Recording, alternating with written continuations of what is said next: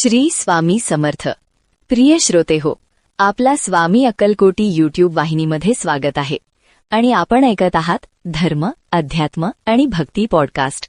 तर चला सुरू करूया आजचा विषय, ज्याचे शीर्षक आहे संतांचं अनुकरण का आणि किती करायचं.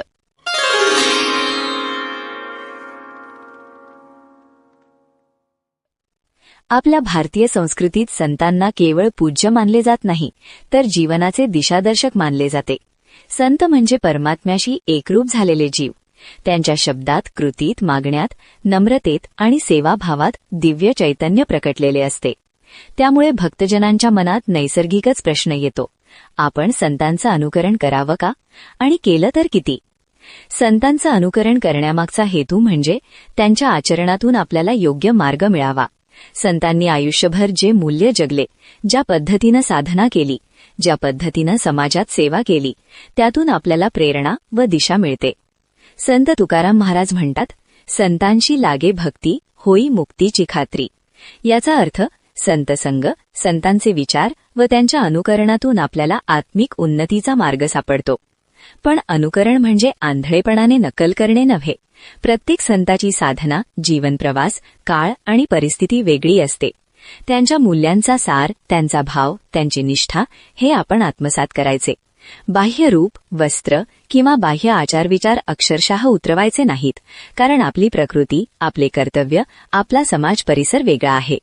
म्हणून संतांच्या जीवनातून तत्वे, विचार, भक्ती, साधेपणा, सेवा, नामस्मरण हे ग्रहण करायचे. पण त्यांचा संपूर्ण जीवनप्रवास जसाच्या तसा जगण्याचा आग्रह ठेवायचा नाही. आध्यात्मिक दृष्टीने पाहिले तर संतांचे अनुकरण करणे म्हणजे त्यांच्या गुणांचा आपल्या जीवनात आविष्कार घडवणे.